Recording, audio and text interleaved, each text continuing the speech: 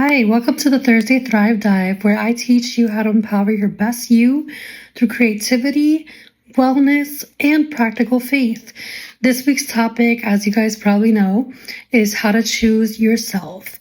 And so I am going to talk about 5 different ways on how you can do that. And number 1, let's jump into it, is know yourself. This is super important. It is the foundation of figuring out anything in life that you want. You can't choose you if you don't know who you are, right? And you don't know what your beliefs, thoughts, and goals are, then you're not going to really have direction to be able to choose yourself in the first place. And you need to recognize your own voice, which leads me to number 2. Spend time alone, reflect, and do self-audits. When you spend time alone, you quiet the noise around you and you can hear yourself think more clearly. So when people say go spend some time alone in nature, whatever, it might sound kind of woo-woo, but it's not. It's really like, it doesn't even have to be in nature. I just like it that way. A lot of people like it that way, but really it's just that time quietly in solitude. When you have that kind of time, you also grow spiritually. Right? You could do things like meditation and prayer, which helps direct your energy towards your values. And when you have those values as your foundation, you can start growing from there, right? Once you can reflect honestly, you can do a self-audit and see what adjustments that you might need to do in order to truly do what's best for you. Number 3, allow yourself to dream. I want you to ask questions like, what would you do if money wasn't an issue? Or what would you do if your parents didn't disapprove? Right? It doesn't matter how old we are. We have people sometimes that we care what they think, right? Unfortunately, part of human life. But we have to learn to start saying, okay, like maybe I could consider what people say, but at the end of the day, I'm going to take it with a grain of salt and I'm still going to do what I believe is best for me. And again, dreaming is the beginning of creation, right? If you can't see it in your mind, then you can't build it in reality. Everything starts up here and your dreams matter. I want you to know that, like any dream that you have, it's there for a reason. So really inspect it and figure out, hey, is this something that I want to ignore, or does it line up with my values, and should I move forward with it? Once you know what some of those dreams are, create reminders for yourself, whether that be through vision boards, affirmations, or something you can just listen to. Maybe it's like a motivational song. I love to create playlists. You can ask my friends. I have playlists for basically everything, whether it's working out, whether it's doing my job at my job, whether it's cooking, cleaning, if I'm in a romantic mood, or if I'm thinking about worship, or even just Christian music in general. Doesn't have to only be worship, right? There's so many different things out there that could be centered around what your goals are. And I think creativity is one of those big ones. Maybe you're not a music person, but you like to draw. So maybe you can draw your goals, right? So it's just finding ways to reinforce that, hey, these are my dreams. These are my goals. This is what I want to train my brain to focus on and start moving towards. Number 4, begin setting boundaries to protect your energy and time. Sometimes we want to give and give and give, and it does come from a good place usually, but it can leave us empty. And as the old saying goes, you can't pour from an empty cup. So you have to make sure that you are maintaining some of that for yourself. There's a quote also that I used to see in my school that this reminded me of when I was working on this. It says that people are lonely because they build walls instead of bridges. That's by Joseph Fort Newton. And I think that this is so important because in today's society, there seems to be 2 extreme ways of thinking. One is, I'm just going to be a people pleaser, right? And keep the peace by letting people do whatever and always being there for people. And then there's the other side where it's like, nah, I'm done. Screw everyone. I'm going to just block everyone. I'm going to cut everyone out. I think there's a time and place for that. But I think that we would feel a lot more at peace and not lonely if we learn to create bridges instead of walls. And that's where boundaries come in. You don't have to necessarily always leave someone entirely or have them out of your life, but you have to know what this relationship is meant to look like, and also What are you willing to tolerate and not tolerate? When is the time to show grace versus standing firm in this is how things are supposed to be? And also, the way that I look at it is basically, I might not cut you out, but I can demote you.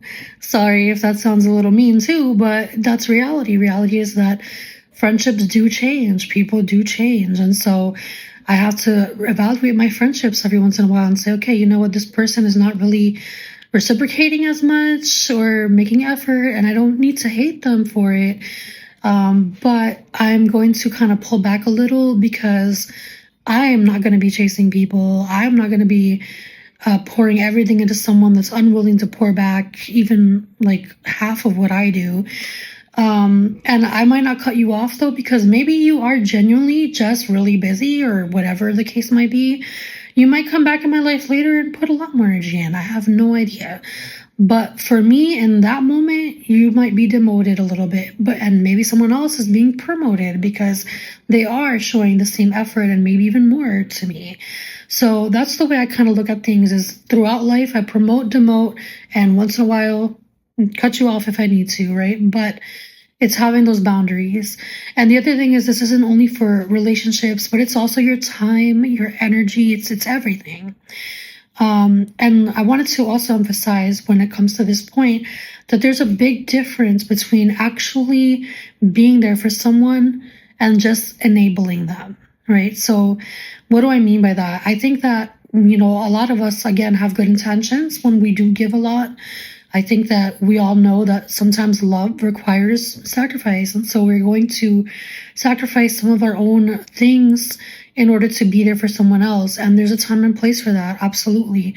But there's a time when sacrifice is not even really sacrifice. What do I mean? I mean that you might be enabling someone more than you're actually helping them. So for example, if somebody needs money and you're always giving them money, there's nothing wrong with you wanting to do that. If you genuinely want to do that and you're not cutting your own throat, do what you want to do. However, I think it's more helpful in the long run to not enable someone and make them comfortable with that, but instead to encourage them to like, hey, well, let's figure out how we can fix this money situation for good, right? Whether that be, finding a job, or whether that be, even just helping them with a resume, or recommending them to a job. Like there's just other ways to help people that are not as draining and that are helpful for the other person as well, better than just you constantly helping them, which is not even really helping them, right? So number 5 is prioritize the things that matter most to you and really determine what is non-negotiable. So now you know who you are, you know what you stand for, and you know what you want, right?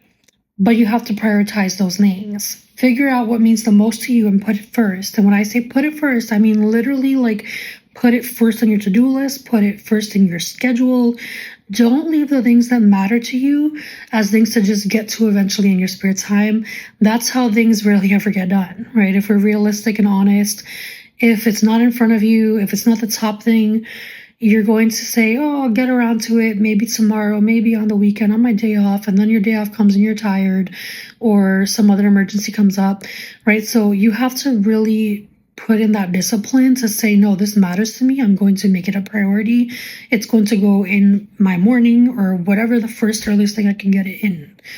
And then if something is non-negotiable, make it hard to ignore. So that kind of goes back to the whole planning thing. But in all seriousness, make it like a huge part of your plan. Like maybe highlight it or set alarms and reminders. I use the app TickTick, and that helps me stay super organized. I'm able to have all my to-do lists, but also I have like a habit list where I work on like check off the habits I'm trying to work on each day. So it kind of keeps me going. And if I mess up, I don't beat myself, but I say, oh, you're not doing great this week. Let's step it up again in the next couple of days and see if I can get that score up. It gives you a score, so it makes it really fun. And then once you know what you plan to do first, organize the other things in the order of importance and urgency afterwards. So let's say, for example, my top priority is to read the Bible, and then to write my affirmations and to walk. all three are important, but I have to decide for me.